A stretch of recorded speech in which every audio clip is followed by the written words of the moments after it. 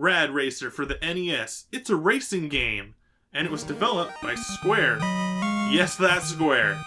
And it was also worked on by Hironobu Sakaguchi and Nobuo Uematsu, who we both know from the Final Fantasy series. But what is Rad Racer? Rad Racer is a driving game. It's a race against time rather than a race against other players or opponents or drivers, though there are other drivers on the track during the gameplay.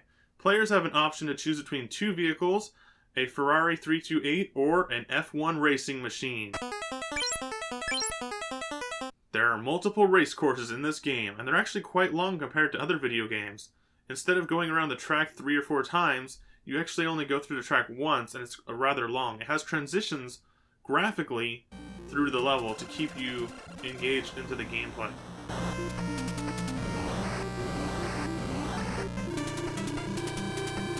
The controls in Rad Racer are quite simple yet precise. You have left or right on the D-pad to move, left or right. You have the A button to accelerate your vehicle. You have the B button to brake. Then you have the up button when pressed in time with the A button to go a little bit faster on the track. It's a little bit different than a nitrous or a turbo feature on most arcade racers. In this game, you can use it at any time, and you never run out of it. But sometimes you want to let go of it and go even slower around those tight turns. It's a good thing to use the up button when you come across other racers on the track. Other vehicles will just get in the way, so going a little bit faster by holding down up will allow you to get past them and get on with the rest of the track. You've also got the down button, which surprisingly doesn't actually slow you down in any way. What it does is allows you to select between 3 8-bit radio stations. Yeah, check them all out.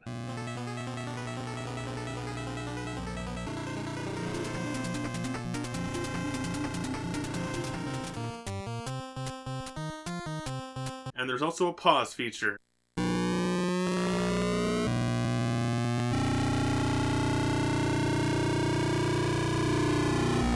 But there's one other awesome feature in Rad Racer, 3D. Just push that magic select button and dig out your favorite pair of red and blue 3D glasses, 'cause we're going to plaid. Yeah!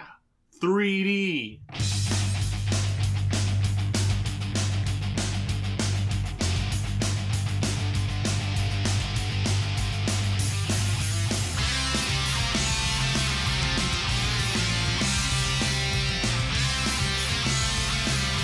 Well, at least it's an attempt to be 3D.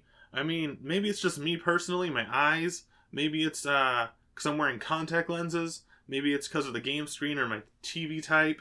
But you can try it out for yourself on this video. See if they work. If you have red and blue glasses, try it out in this video. Let me know what you think in the comments, because for me, I can't get the 3D to work. And 3D does work for me on Nintendo 3DS, by the way.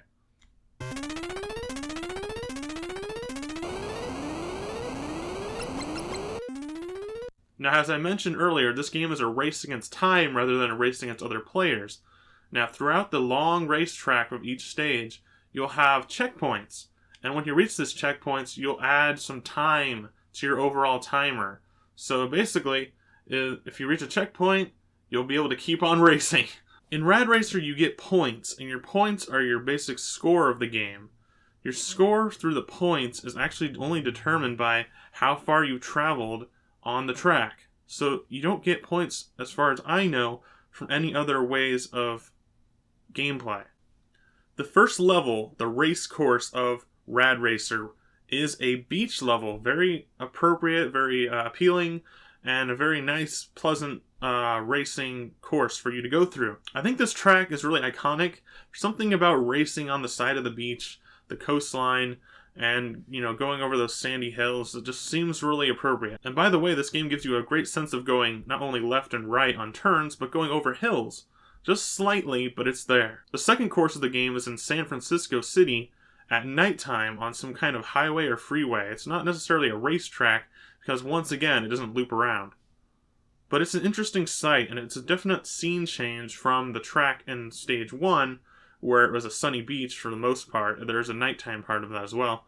And then there's the second stage, San Francisco, which is all at nighttime. Now, the second stage really amps up the difficulty because you have, as with any game, an increase in just being difficult. It's trying to outdo the last level and challenge yourself a little bit further than it would have before.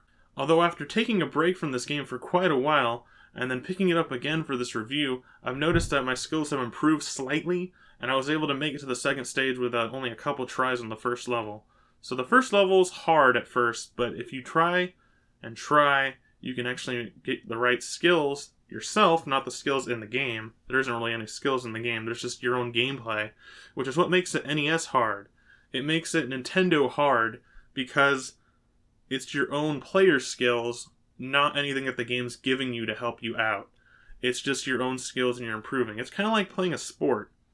You just have to get good at it. You have to get good. In the words of Cranky Kong, get good. And then there's that infamous scene in the video game cult classic film, The Wizard, starring Fred Savage. The Wizard is a film that tells the story of a young boy's emotional journey across the US to California to find a precious memory and to help bring his family together.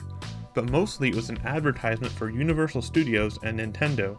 The trio of the film's heroes make their way to a Nintendo competition, and Super Mario Bros. 3 gameplay is shown for the first time, which is what this movie is remembered for.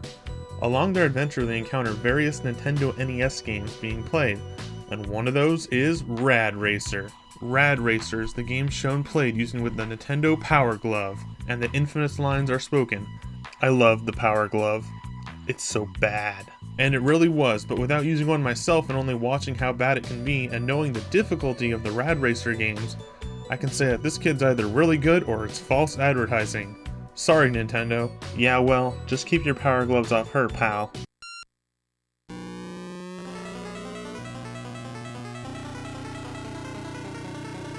A few tips for playing Rad Racer on the NES.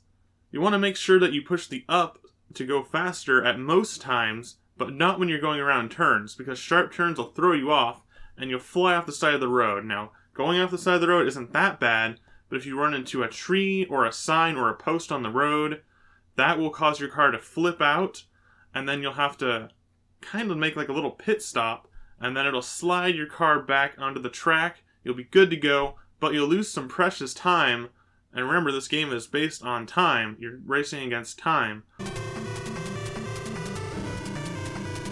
If you crash in Rad Racer, either by going too fast on a sharp turn or bumping into another car or vehicle, you can actually lose a lot of time. If you crash about 2 or 3 times during a race, you may be able to succeed and finish that race.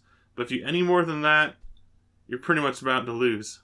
If you lose a race in Rad Racer, you'll get a game over, and then you'll have to replay that same racetrack. There's no level select as far as I know in Rad Racer.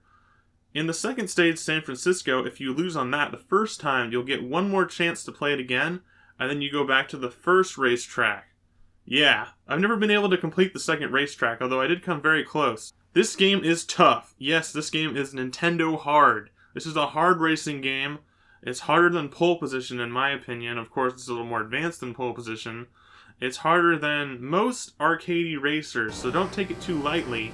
You want to be very precise in this game. You want to make sure that you're going the right speed at the right time. You know, going fast on those straightaways and dodging cars left and right. And then slowing down a bit on the turns. What I like to do is press the A and B button alternatively, instead of holding down the A button, which is accelerate, and then B is brake.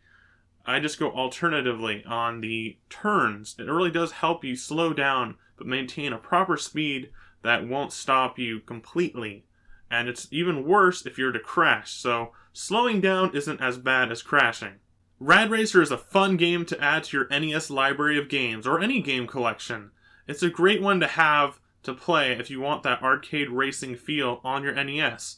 It's a great challenge, very difficult, but it keeps it fun with the pacing of the level, the transitions in the level, and the way that the levels are long, and it kind of keeps you going. You always want to get to that next goal point to get more time to be able to complete the race. If you look back on the previous history of video games before this game, Rad Racer, some of the games that it may have took inspiration from include the game Pole Position by Namco.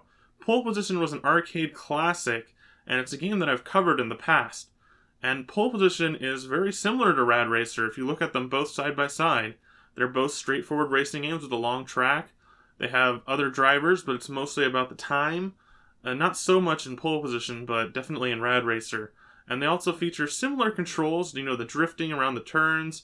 They have the different speeds that you have to go, just like pushing up on Rad Racer, you have a gear shift on pole position. So while I think Rad Racer took a lot of inspiration from Pole Position by Namco, Rad Racer actually inspired some other games in the future. It probably inspired games like Ridge Racer, which sounds awfully similar to Rad Racer, and is also an arcade-style racing game with a lot of emphasis on some of the same things that are in Rad Racer, such as drifting and you know, really long race tracks and time trials, stuff like that, which was also made by Namco, the people that published Pole Position. Other games that Rad Racer may have inspired or brought some inspiration to as a basis is pretty much any arcade racer on a home console. This game features arcade quality racing gameplay, but it's on a home console. So if you look at games like Mario Kart, maybe not so much inspiration with Mario Kart with all its items and different characters, but games like Cruisin' USA, that was an arcade game first, ported over to the N64, but had some success on the N64 and actually produced 3 games. So the Cruisin' series, I think, actually took some inspiration from Rad Racer as well.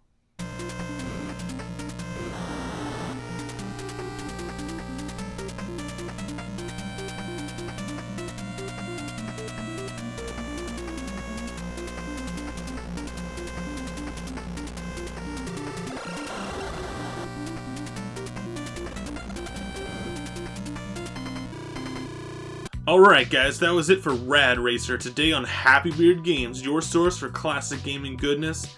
We played Rad Racer and checked out pretty much everything that I can tell you about this game. In the next video, we're going to check out Rad Racer 2, its sequel, in a similar video that will follow up on this one. So if you enjoyed this video, check out next time's, because we're going to do Rad Racer 2, and there might be a little more info on Rad Racer 1 in that video. Alright guys, thanks for watching once again. Stay tuned to Happy Beard Games for more classic gaming goodness. And if you want to help out my channel, please be sure to subscribe on YouTube or VidMe. I'm also on Twitter and various other social media. You can find the links on any of these previously noted websites. You can also leave a comment and I will reply and read it. And I will also appreciate it if you would leave a like and or continue to watch my series. If you are a subscriber and you haven't been getting notifications about Happy Beard Games, be sure to click that little bell icon that's now on YouTube.